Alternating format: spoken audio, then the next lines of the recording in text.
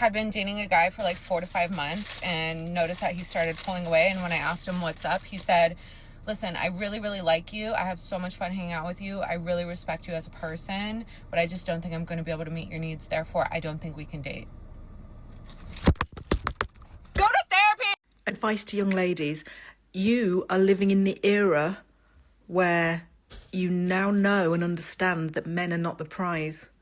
I grew up in the 60s, 70s, 80s, 90s. Supermodels had just come about. You know, it was the men are the prize, men are the prize, men are the prize, patriarchy, etc. But you're living in this new world era. They are not the prize. You're the prize. I apologize, but politically speaking, you are damaged goods. Guys, I'm 32. What the fuck are we meant to be doing for dating? The apps are terrible. I went to a dating event this evening, which was just as bad as you would expect it to be. All my friends love them, but they're all in long-term relationships, married, with kids, and with a majority of my friendship group, they're all kind of together, so they don't even have like friends of friends. Like, it's very incestuous and very selfish, by the way. So I don't know what to do.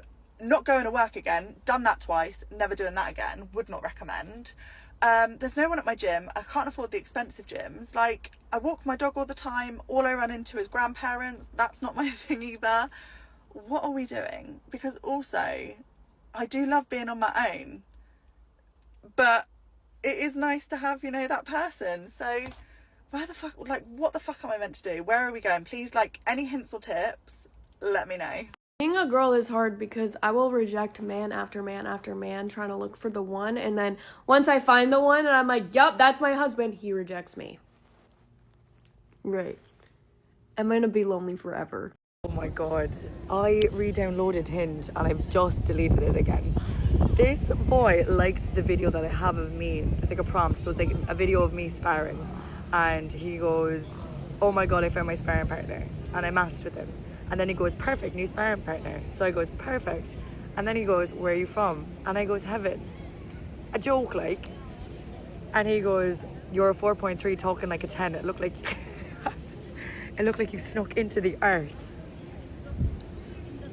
So I'm just going to lie down here, and I'm actually not going to speak to anyone else for the rest of the day. I'm actually probably not going to speak to anyone else ever again. I'm laughing, but I want to cry.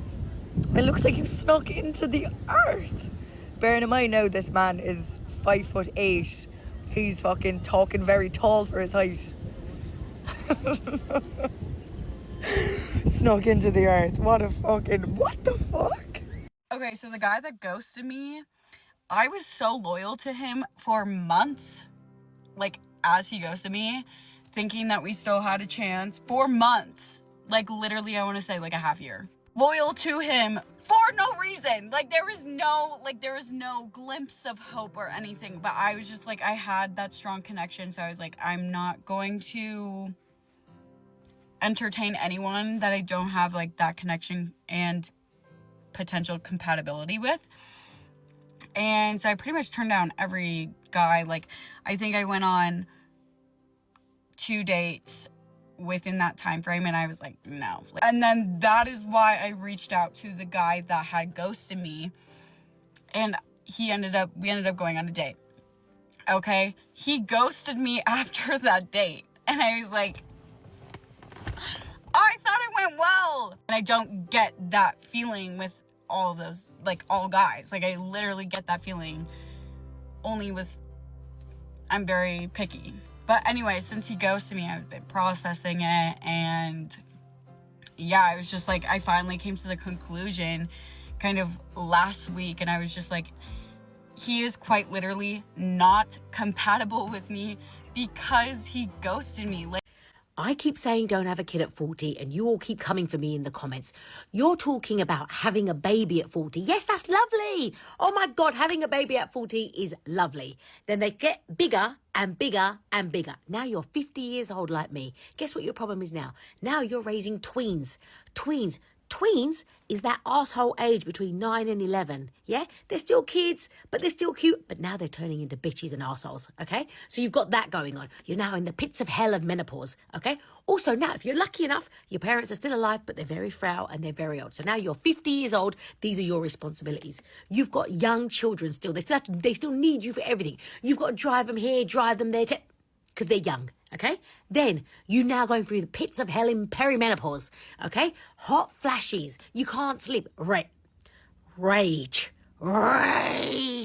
Okay, now you've got frail elderly parents. You've got to look after them as well. And then most of us also have a job as well. These are you're now 50 years old. Look at everything that you have to look after. I know you want to have kids later, but the reality of having kids when you're later is all these other things still fall on your head. Still fall on your head. It's exhausting, girls. Why won't you listen to me? Online dating in your 50s is not for the weak. I've been on and off with this app. So this week I've been chatting to maybe 3 different people, very casual chats, but God, they're dry. Blimey, they're dry. Give them a chance. No, Susan, I'm not giving them a chance. No. Taking no prisoners here. I am brutal on there. Hey, how was your day? At our age, it's harder to meet people. Tell me about your past relationships. What kind of questions are these? Come on, guys. Come on. So one in particular was really interesting, and he was witty and funny, and we were having great backwards and forwards. And then I think I got a little bit scared because he complimented me. He was being very complimentary and flirty, as he should. Wasn't doing anything wrong. But it really scared me because it triggered some kind of thought process in my mind. Am I being love bombed? Is this guy a fraudster? Possibly ex-experiences have caused these thoughts in my mind. So I might pick that one up again, which I probably will, and, you know, say hi, because we're all adults here. Everyone's busy. But yeah, story so far. Don't come at me with, hey, how was your day? It's one of my pet peeves. Sorry. Not sorry. Guys, I have noticed my man-hating reach new depths as of late. Yesterday, I was walking and this guy steps out of his car and he goes, "Are you single?" And I'm like, "What?" I saw that he said something to me, so I went, "What?" Like super annoyed like that. He's like, "Are you single?" And I was like, "Ew." And I literally went like that. And he goes, "You don't have to be mad." Because it's just like, why would you approach a woman like that? You don't know her. You don't say hi. You don't introduce yourself. You don't say anything. Are you single? Bitch, are you dumb? Okay, there's that. And then lately, I'm like, I want no male followers. Like, when I post a picture of me at the gym or something, I'm doing that for the girls, and I'm doing it most importantly for myself. When a guy likes it, I swear to God, I go to his page and I block him. Like, I don't even want you to perceive me in my body, and don't do it. And then if a guy follows me, I just go to his page and I remove him as a follower. Ew, like, I just feel like you're, like, I don't even want me in your mind. Lord knows what goes on up there. Nothing. Mostly nothing.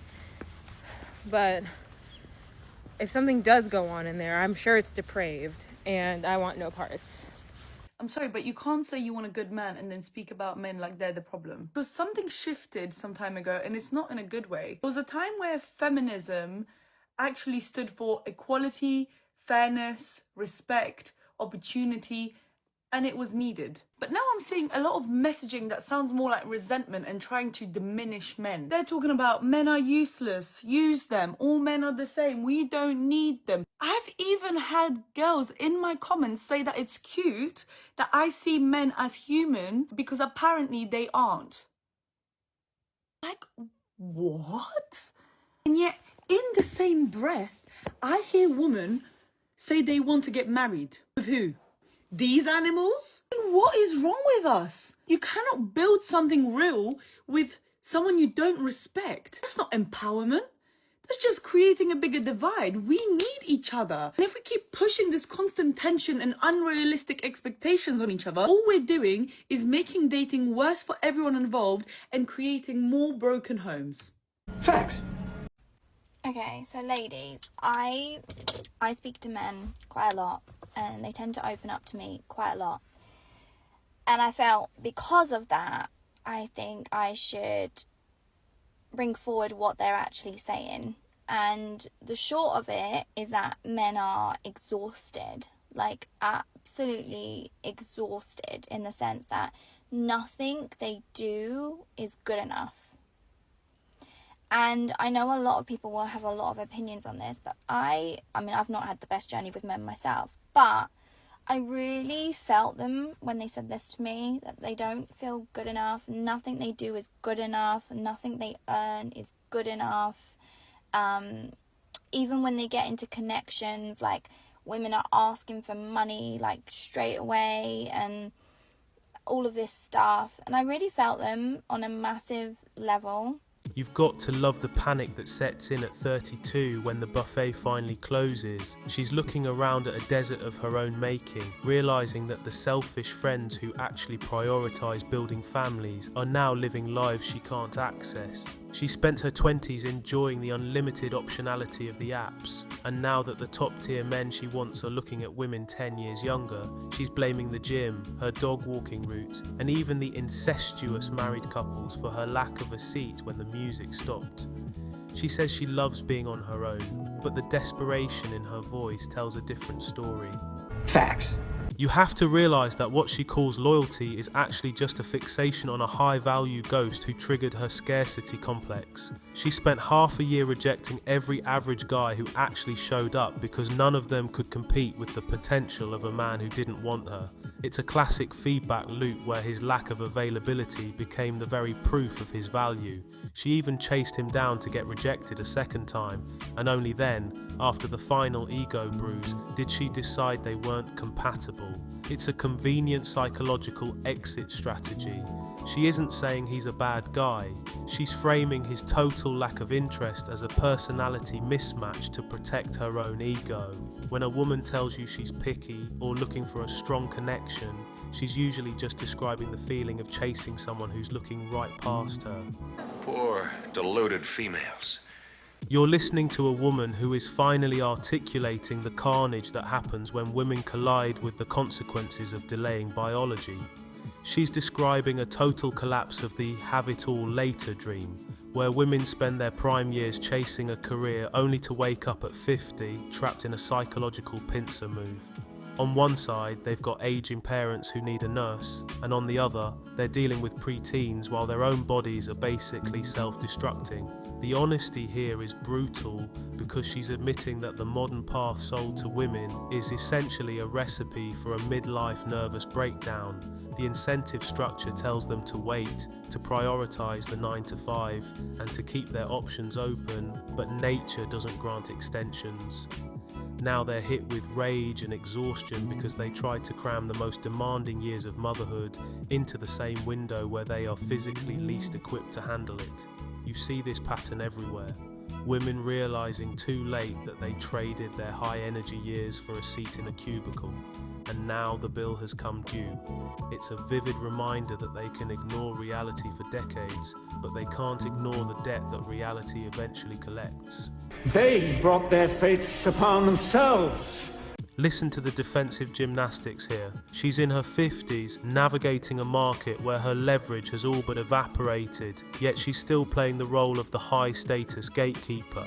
When the conversation is dry, she's taking no prisoners. But the second a man actually shows competence, being witty, flirty, and assertive, she immediately retreats into victimhood. She starts labeling basic attraction as love bombing or fraud because she's become so conditioned to conflict that genuine interest feels like a threat to her ego. It's a classic behavioural loop.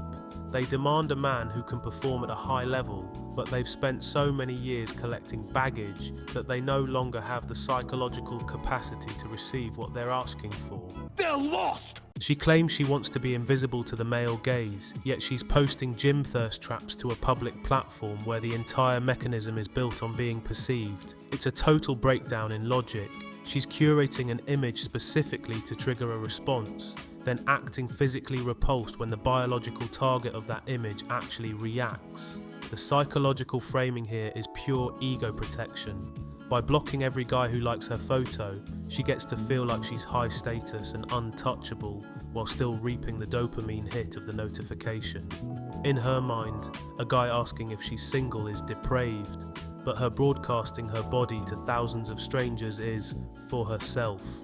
The girl is deluded. She's observing a marketplace where men are treated like a commodity that's expected to provide maximum yield with zero overhead. When she says men are exhausted, she's describing the burnout that happens when you realise the person across the table isn't looking for a connection, they're looking for a benefactor. I'm not paying for shit. Real men of genius.